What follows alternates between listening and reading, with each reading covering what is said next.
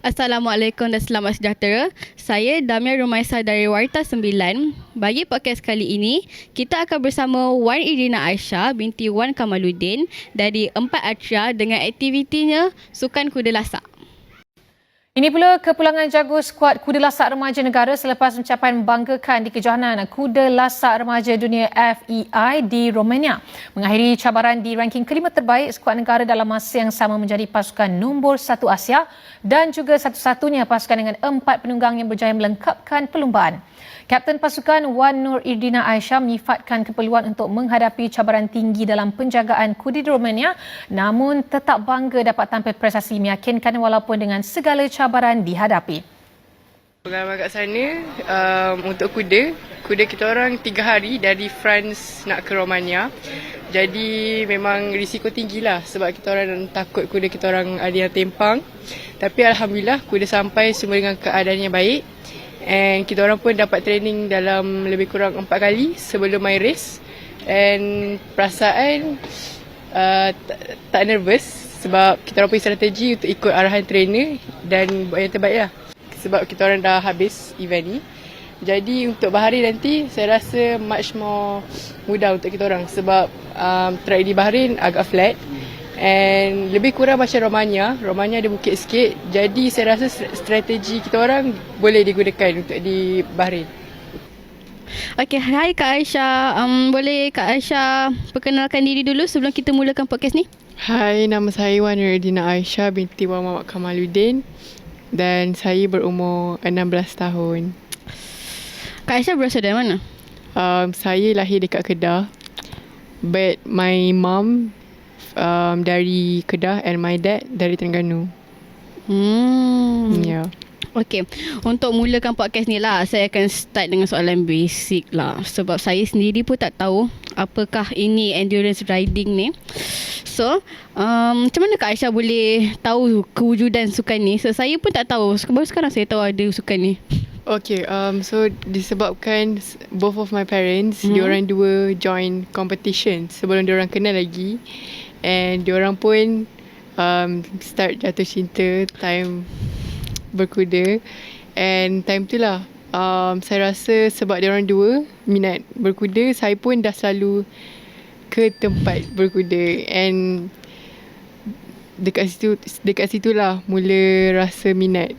Dia macam as if macam in the family genes macam tu lah. Okay, Kak Aisyah ni dia anak tunggal ke you have other siblings? I have 4 siblings. Oh, for like you seorang je ke main sukan ni juga ke you have other siblings that play the same sport? My younger sister recently dia dah join competitions like 40 kilometer. Yeah.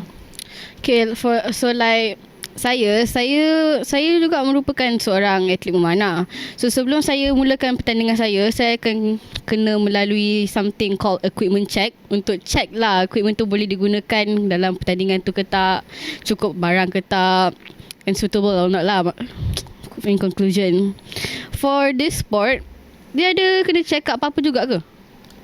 Okay, so banyak sebenarnya yang pasal kena check ni. So like first of all, dekat sukan berkuda ni ada FEI rules. So like in FEI rules ni diorang dah tetapkan peraturan apa yang diorang kena buat. And not just that, diorang akan suruh kita sebagai rider untuk update temperature kuda and kena update lah every week. So nanti Dr. Vet boleh tahu and diorang boleh check.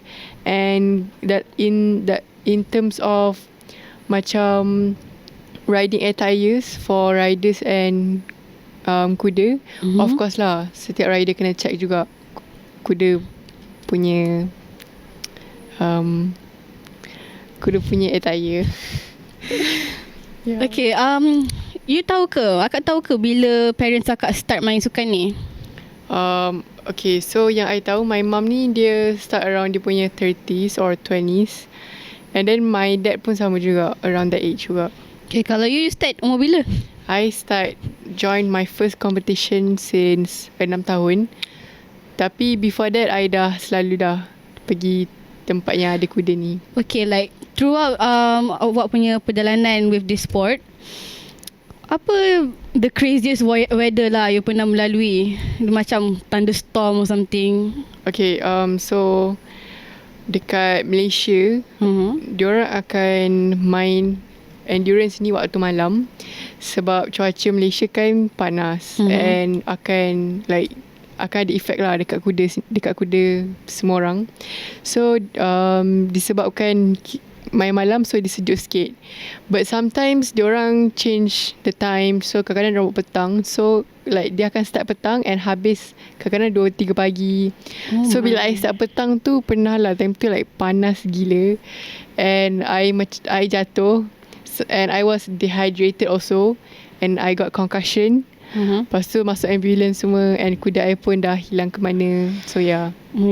And like kalau overseas, pernah dekat Jerman kot, like in 2024 I main dalam time tu like -6 degree Celsius, sejuk gila. So you berkuda tu you pakai baju sejuk ke? Ya, time tu I pakai 5 layer baju. Wow. Ya, sebab memang sejuk.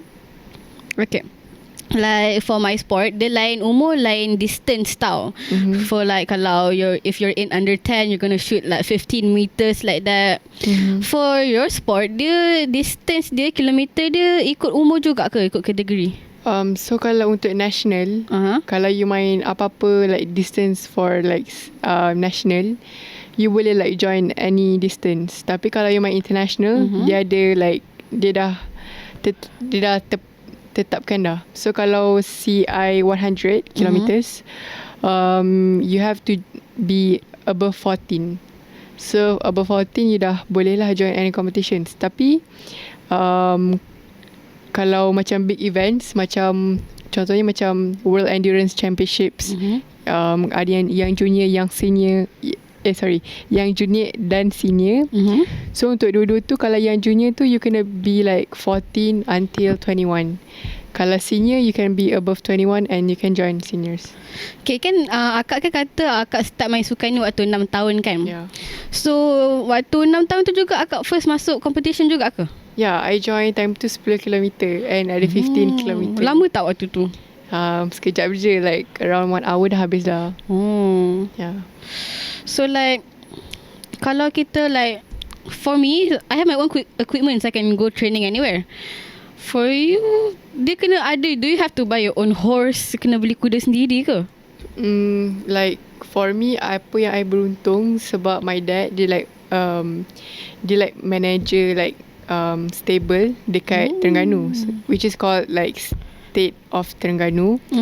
So dekat stable state tu adalah kuda, and macam I tak adalah join competitions with kuda yang dah ada riders. I akan join it actually depends lah. Kalau my dad macam nak I join competitions overseas, nanti bukan I seorang je, akan ada lagi ramai junior riders yang akan naik dekat situ, and my dad akan buat selection.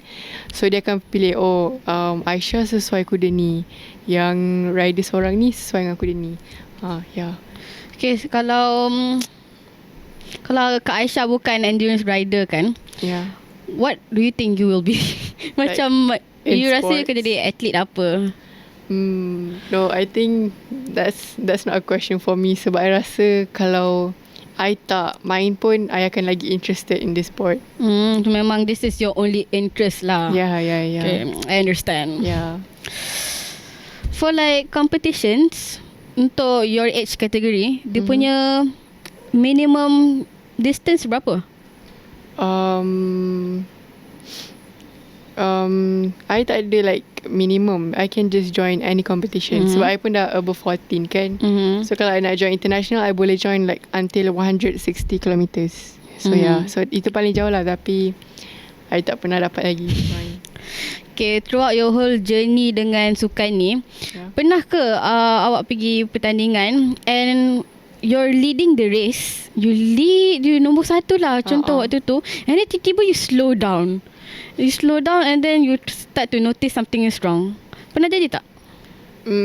Okay, kalau macam tu, dia mostly tak akan jadi sebab before competitions, kalau main wakil negara lah kan, kita orang dah akan strategize. So kuda mana yang akan ke depan, kuda mana yang akan jadi group belakang. So contohnya kuda yang depan ni, kuda orang mostly tak akan penat lah, sebab kuda orang dah macam bagus and dah fit. So sebab tu like kuda ni kena makan cukup, rest cukup. So kalau I pernah time tu my trainer time tu dekat Romania, it was the World Championships, and then like they call I time tu like lagi sejam nak sampai. Lepas tu dia suruh I buat speed yang paling laju lah, and sebab dia kata dia nak kita orang beat Finland kot. Ya, tapi tak sempat sebab last minute bagi tahu. So time tu I leading, so lead je, and kuda pun okay, sebab before that I kena ikut cakap trainer, sebab kalau kuda yang kat overseas bukan kita orang yang train hari-hari, so trainer lah yang tahu like macam mana kuda tu sihat ke tak, kuat ke tak. So kita orang kena just know our horse lah. So other than endurance riding ni, apa sukan lain yang still melibatkan kuda juga? Ada tak? Ada horseback archery. Ya, memanah kuda. You kan suka memanah kan? Yeah, and also ada dress equestrian, which is like dressage and jumping.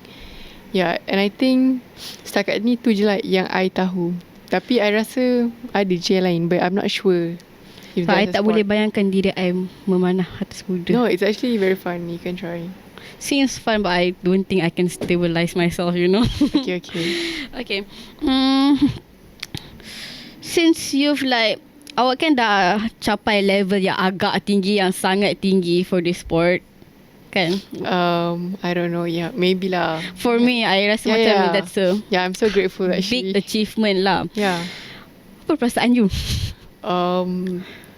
Perasaan tu of course lah gembira, because like sebenarnya like kalau macam my biggest achievement dekat World Championships kat Romania ni, macam for me, I macam tak rasa pun yang I boleh accomplish benda ni. Sebab before these 2 years, I macam tak ada confidence at all. Sebab I macam I tengok like riders lain macam diorang kuat, diorang boleh naik kuda all the time. So macam I tak tahu like macam mana like it's impossible lah for me.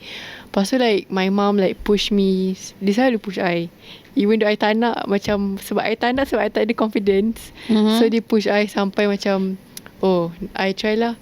And then tiba-tiba I buat 40km buat 2 kali. Lepas tu buat 80km 80. Tiba-tiba my first 100 I buat kat Jerman. Lepas tu I my 100 balik kat Terengganu. Lepas tu pergi buat dekat buat 120 dekat France. Lepas tu dekat France tu banyak lah tempat dia. Good thing lah mak you push you. So kalau she tak push you, tak tahu you boleh go this far kan. And because like I never knew my potential kot. Yeah, and sebab she saw your potential.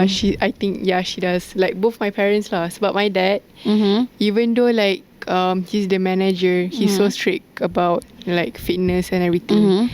Like macam dia, even though dia bapa I sendiri, tapi ya Allah, dia punya pressure tu memang betul lah. And I pun tak kisah kalau memang kena pressure tu bukan as a bapa, but as a coach lah. Yeah, as a coach. Sebab dia lah yang bawa kita orang semua like overseas. So dia tahu perangai masing-masing.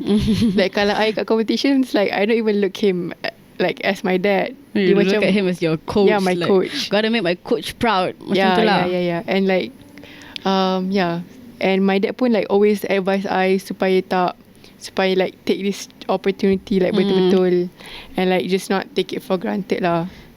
Okay, moving on. Pernah tak you tengah like competing, tu suddenly you get notified macam pengumuman or something, you faham tak, macam kena stop the game sebab because of extreme weather? Pernah tak macam tu? Setakat ni tak pernah lagi. Tapi like kalau you were talking about macam any problems yang ada time competition, sebanyak je. Like kalau nak kena stop tu maybe sebab No, I don't think so. Kalau kena stop pun macam pelik lah juga. So kalau even kalau tengah guruh lah macam banyak Yeah, it will lightning, still keep you going. have to keep on going. Yeah. Tak takut ke? Tak. I pernah kalau kat Malaysia, kat Terengganu kan hutan-hutan kan.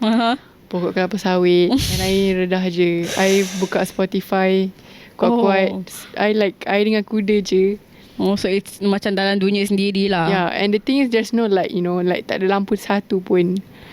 So yeah, it's very scary. So usually pertandingan endurance riding ni biasanya malam ke pagi ke petang? Kalau overseas, diorang akan start pagi. Overseas pagi. Kalau Malaysia, diorang akan start malam. Tapi ikut competitions lah. Kadang-kadang diorang start pagi juga.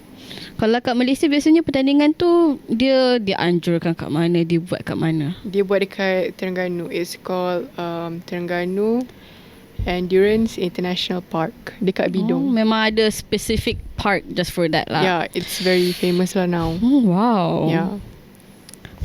Okay, tadi kan you mention about the distance kan, kilometer-kilometer tu.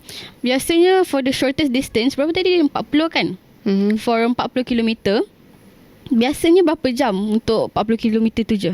40, honestly, kalau riding time, 2 jam. 2 jam for 20 km, 2 jam. So 4 hours lah.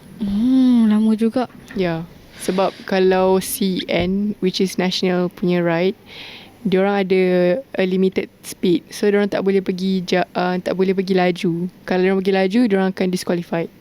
Kalau international, kalau you main jauh 120 km, but you nak sampai in 4 hours pun boleh je. Oh, wow. Yeah, mostly kalau laju tu mostly like Arabs lah, orang Arab. Diorang memang laju gila. So kalau I heard lah orang kata, kalau for endurance riding memang biasanya guna Arabic horse kan? Yeah. Why not other horse? Sebab Arabic horse ni dia punya jantung besar. And distance endurance kan jauh. So bila you ada macam jantung, boleh cope lah. Yeah.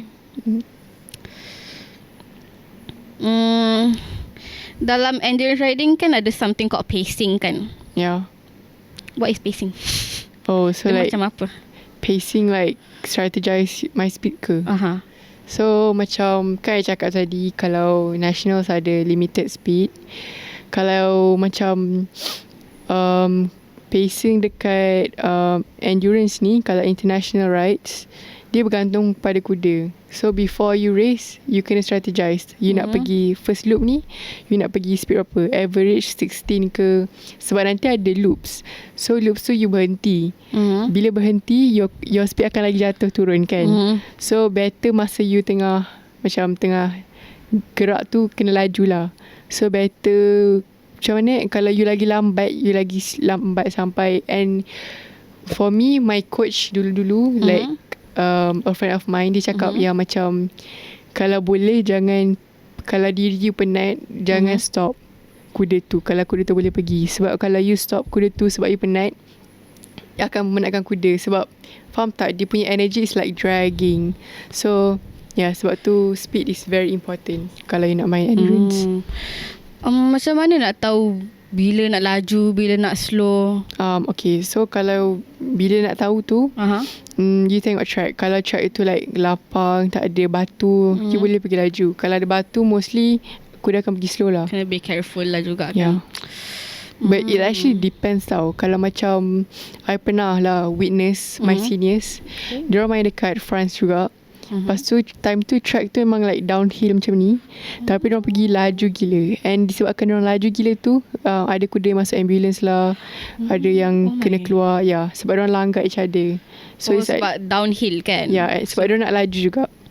But yeah, I get it. Macam dangerous juga. Yeah, it's very dangerous. Kalau uphill? Uphill pun kalau my trainer dia akan suruh walk je lah, slow je.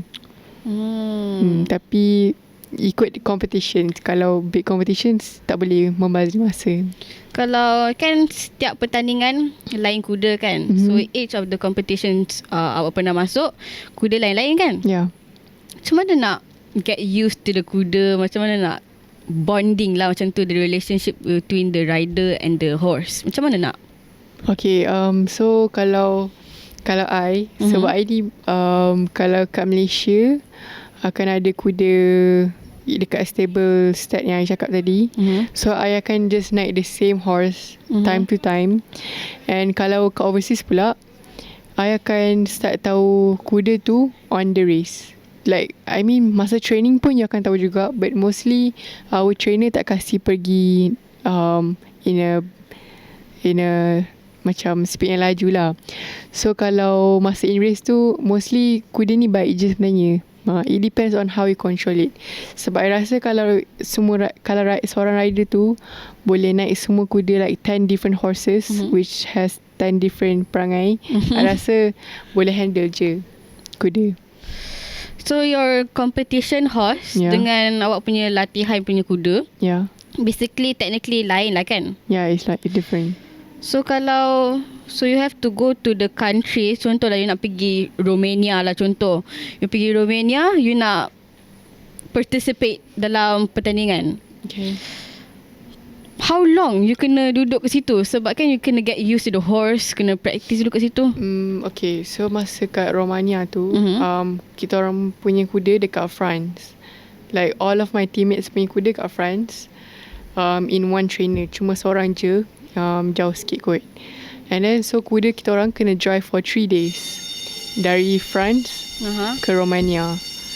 So like and then masa dah sampai kat Romania tu, kita orang like train for 3 or 4 days je.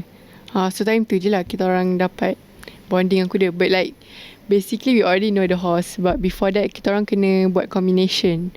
So like combinations ni memang required lah if you want to join in one specific race. Do you give names to the horses? Yeah, of course we have names. Okay, how many horses have you ridden before? Grika, Ras, like in competitions ke like in general? All. I think a lot kot. A lot. Like the ones you could count? Wait, I have Grika. Grika. Gondor is the one that I joined in Romania and all the other competitions. Lepas tu ada Vahid, ada Itati, and I actually forgot. But yeah, itu je yang ingat. Dulu like when I heard of this sport, I ingatkan sebab you practice kat Malaysia kan with a different horse. I ingatkan waktu you pergi kat negara lain tu, kuda tu kau terbang juga. Oh, it actually depends. Kalau macam kalau macam orang tu berduit banyak, boleh je buat macam tu. Yeah, it's actually possible. So kalau dia dari Malaysia nak ke Rome with the horse, dia kena naik plane lain ke kena ada jet sendiri ke? Kuda ada plane sendiri actually. Oh wow, so it's untuk kuda tu je? Yeah. Yeah, but it's very costly lah. I think it's like under 100k ke or more, I don't know. But yeah, but like mostly I rasa semua riders tahu kot kalau you nak you kat Malaysia and you nak main overseas, better kuda you biar letak dekat belah sana je. I mean dekat overseas lah. Kalau kat Malaysia it's very difficult sebab dengan temperature, weather yang tak menentu ni. Itulah, tiba-tiba hujan. I tengok ramalan cuaca, dia kata semalam dia kata fully sunny, tiba-tiba ada hujan. Itu terkejut juga. But never trust it. Jangan never trust it completely lah kan. So kalau setiap atlet biasanya diorang akan ada idol diorang sendiri. Akak ada idol ke? Okay, that's actually a good question. So saya ada 2 idols. So first is obviously my dad. Sebab my dad dia dah pernah join banyak competitions like SEA Games and like a lot of competitions. Dia pernah buat 160 kilometer. Oh wow. Yeah, and like dia is like the oldest generation lah. And secondly is before this guy is my trainer, and I call him Abang Haikal. He's actually like the star in Terengganu. He always dapat nombor 1 in like all competitions. So yeah, kalau I train dengan dia pun, dia macam he shows me like what endurance is truly is. Example lah. Yeah, and dia tak pernah kasih muka. Maksudnya dia training hard gila lah, hardcore. Macam hardcore, memang crazy lah. Yeah. Okay, like you've reached like a very high level kat sukan ni. You ada cita-cita lain ke? Sebab you dah reach a very tinggi lah level tu. susah nak explain. Memang tinggi lah level tu. Wait, but actually like, yeah, I'm actually like grateful, but obviously I ada like cita-cita in the future. I really want to join 160 kilometer punya competition sebab I think it's very tough. It's very far. Kena challenge yourself. It's challenging, and like I also nak join SEA Games next year, but like it's gonna be a bit hard. No, it's gonna be very hard sebab I kan SPM, so akan terganggu and Macam clash. yeah, and like I'm still not sure if I want to join it. And sebab macam I told my dad before yang I nak join competitions and I nak aim for placings. Sebab before this like I just complete and like I did got some but not what I wanted. So like my dad always cakap yang macam this time around it's like just for pengalaman, so like I know what is it like. So yeah. Okay, so like for my sport, archery kan, most people would see it as an individual sport. Macam dekat pertandingan tu, it's between seorang pemanah tu dengan bow tu je. Yeah. Tapi actually kita orang for ada pertandingan yang ada untuk team, and dalam satu team tu maybe like 3 people like that. So that is something not everyone knows. Yeah. So kalau for your sport, I think of it as an individual sport. Dia ada team juga ke? No, actually ada team. So macam kalau dia kan like before competitions, kalau kat Malaysia, kat Terengganu, diorang akan minta anyone that wants to be in a team. So like if you complete dengan 4 orang team tu, you akan dapat like a big amount of money lah kalau you like berjaya habiskan. Tapi kalau macam in like overseas, kalau contohnya macam yang I mention tadi, World Championships tu, kalau I ada 6 orang, so like seorang reserve and 5 orang riders main. So macam I join yang last year, I seorang je perempuan, yang lain semua lelaki. I know, I saw. Oh really? Yeah, I watched it already. You watched it? Wait, kan ada dekat Astro tu kan? Oh yeah. I watched it. Okay, so like masa tu I seorang je perempuan and yang lain semua like they are like seniors lah. So macam they always give me like advices, like motivation. Yeah. So I see them like as my brothers lah, honestly. So kalau dalam pertandingan tu, kalau for the winners you get medals, like medals kan you dapat, like, obviously you get a medal. You dah menang, dapat medal lah kan. Tapi for the side one, selain medal, dapat duit juga tak? Yeah, obviously. So like for all lah, yeah. for all competition. Oh my. Yeah, so okay, kalau in Malaysia ni, diorang suka kasih duit tau.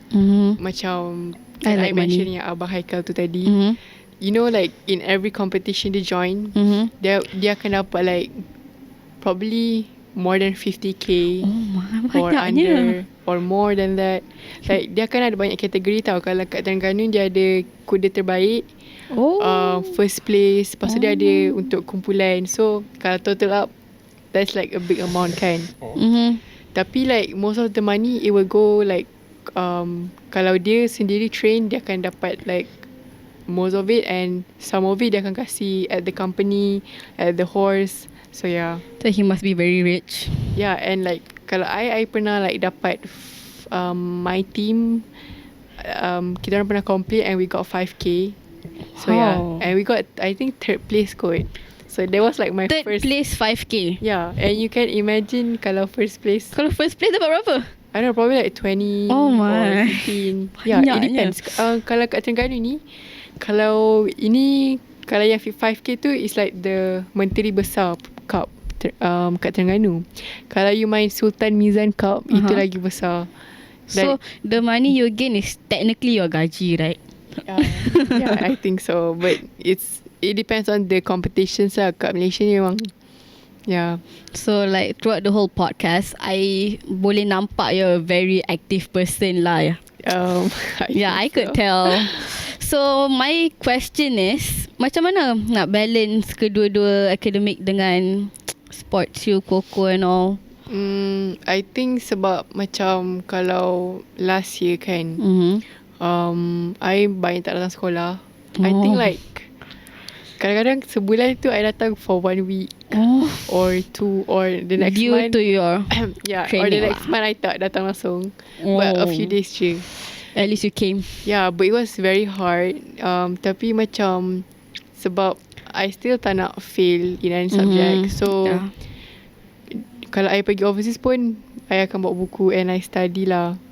But it actually depends, you know. Kalau you macam you pergi you ada sports and you tahu you nak ada exams, I think you punya like usaha nak belajar before the sports like so real. Sebab kadang-kadang macam last year I ambil exam awal, so orang lain tak ambil lagi, I dah ambil awal. So time tu I had like a few days je to study, so I just like did my best. You've got to baca tu, sekali baca satu perkataan tu terus masuk kepala. Yeah, but it's very hard lah for me. Macam mana you have to have like a good time management kot.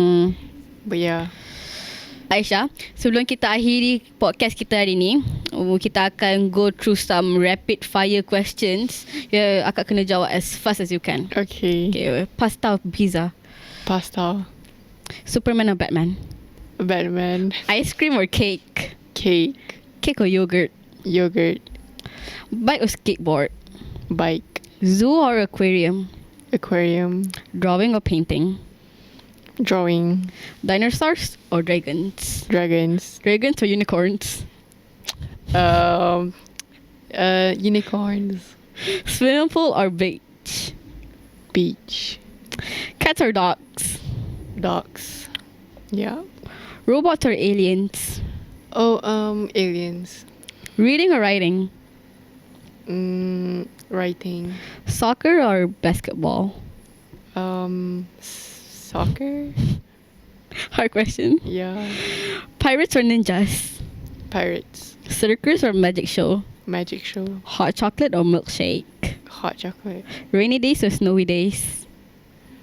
Snowy days. Board games or video games? Video games. Science museum or art gallery? Art gallery. Roller coasters or water slides? Water slides. Okay. Okay, thank you Kak Aisyah sebab sudi melayan saya untuk buat podcast ni. Thank you. Selamat maju jaya Kak Aisyah. Semoga SPM straight A. I mean, And like I hope you achieve the goals you want in your life. thanks for inviting me. I hope the same as you too. Okay, thank you. Bye bye.